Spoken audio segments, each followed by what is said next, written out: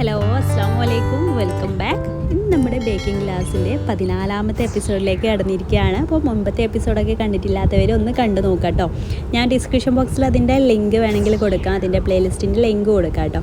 അപ്പോൾ ഇന്നത്തെ ക്ലാസ്സിൽ നമ്മുടെ ബേക്കിംഗ് സ്റ്റാർട്ട് ചെയ്യുന്ന ബിഗിനേഴ്സിനൊക്കെ യൂസ്ഫുൾ ആയിട്ടുള്ളൊരു വീഡിയോ ആയിരിക്കും. എങ്ങനെയാണ് കറക്റ്റായിട്ട് നമ്മുടെ ബേക്കിംഗ് മോൾഡൊക്കെ സെറ്റ് ചെയ്തെടുക്കുക എന്നുള്ളൊരു വീഡിയോ ഞാൻ കാണിക്കുന്നത്.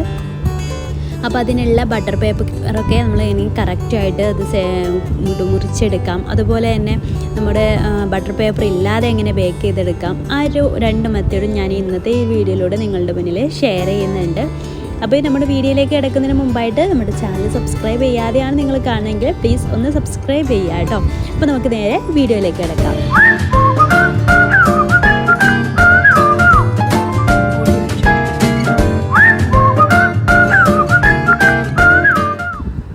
നമ്മൾ റൗണ്ടിലുള്ള ഒരു ബേക്കിംഗ് മോൾഡ് എടുത്തിട്ടുണ്ട്. അതിൽ കറക്റ്റായിട്ട് എങ്ങനെയാണ് നമ്മൾ ബട്ടർ പേപ്പർ മുറിച്ചെടുത്ത് വെക്കാം എന്നാണ് ഞാൻ കാണിക്കുന്നത്.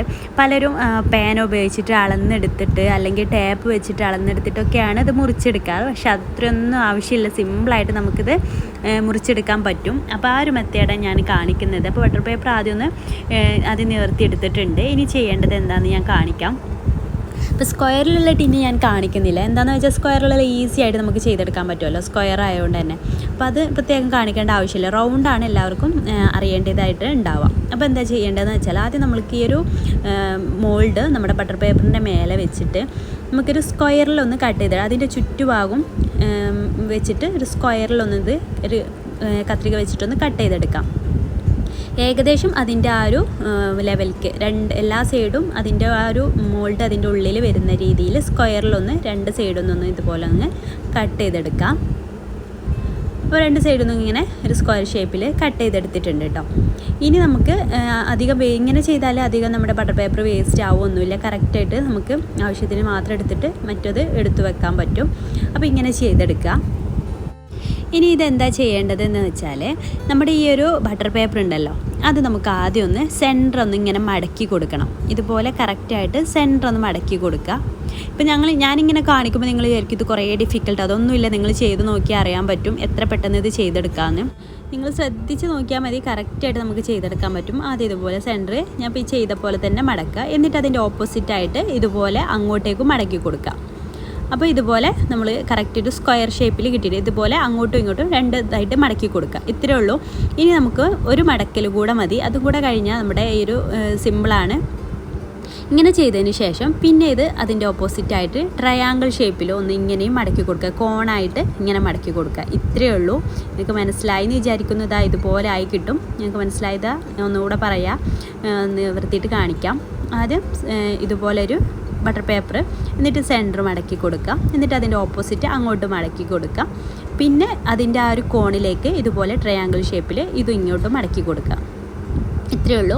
ഇനി എന്താ ചെയ്യേണ്ടതെന്ന് വെച്ചാൽ നമ്മുടെ ബേക്കിംഗ് മോൾഡ് എടുക്കുക. എന്നിട്ട് അതിൻ്റെ സെൻറ്റർ ഏകദേശം ഒരു സെൻറ്റർ എന്നുള്ള രീതിയിൽ എടുക്കുക. അപ്പോൾ ഇത് സെൻറ്റർ നിങ്ങൾക്ക് അറിയാൻ വേണ്ടിയിട്ട് ഞാനൊരു പെൻ വെച്ചിട്ടൊന്ന് അടയാളപ്പെടുത്തുന്നുണ്ട്.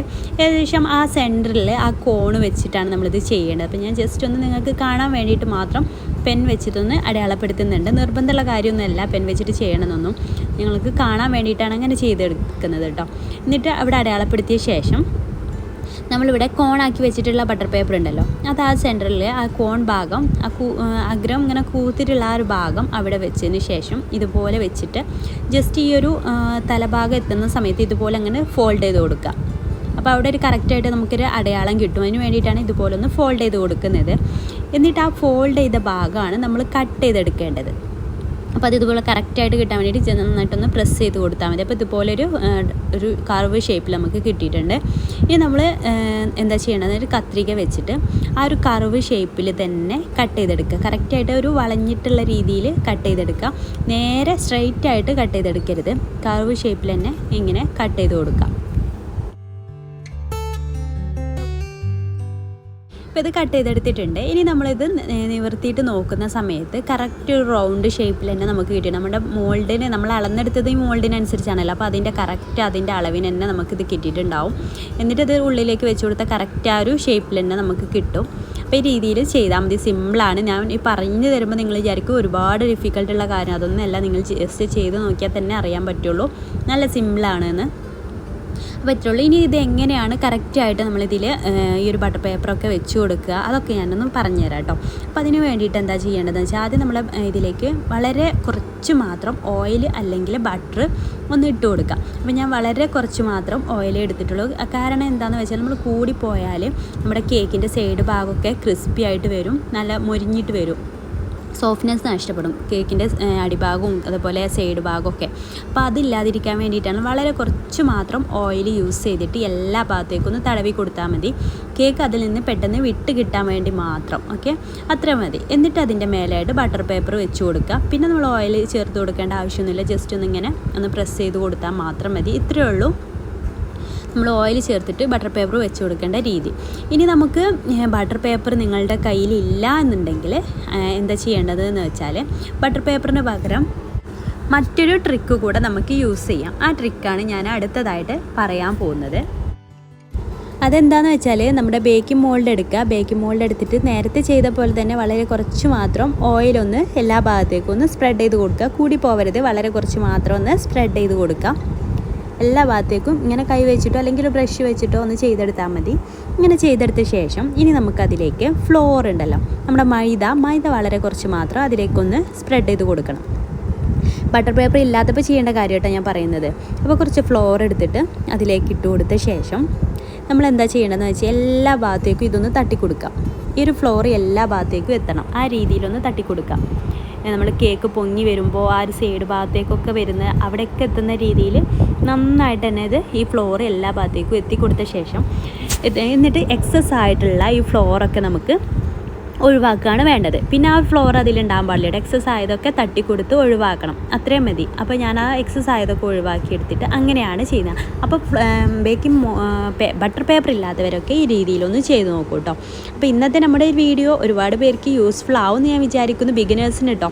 അല്ലാതെ കേക്കൊക്കെ നന്നായിട്ട് ഉണ്ടാക്കിയവർക്ക് വേണ്ടിയിട്ടുള്ളൊരു ക്ലാസ് അല്ല. അപ്പോൾ അത് അങ്ങനെയുള്ളവരിത് കാണുന്നുണ്ടെങ്കിൽ ഒന്ന് ക്ഷമിച്ചേക്കാം. അപ്പോൾ ബിഗിനേഴ്സിനൊക്കെ ഇത് യൂസ്ഫുൾ ആയി എന്ന് വിചാരിക്കുന്നു.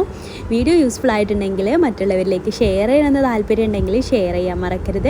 പിന്നെ അതുപോലെ നമ്മുടെ ചാനൽ നേരത്തെ പറഞ്ഞ പോലെ സബ്സ്ക്രൈബ് ചെയ്യാതെ കാണുന്നവരുണ്ടെങ്കിൽ പ്ലീസ് ഒന്ന് സബ്സ്ക്രൈബ് ചെയ്യുക. അപ്പോൾ ഇൻഷാ അല്ലാഹ് പുതിയൊരു നല്ലൊരു വീഡിയോ ആയിട്ട് നമുക്ക് അടുത്തൊരു ദിവസം കാണാം. താങ്ക്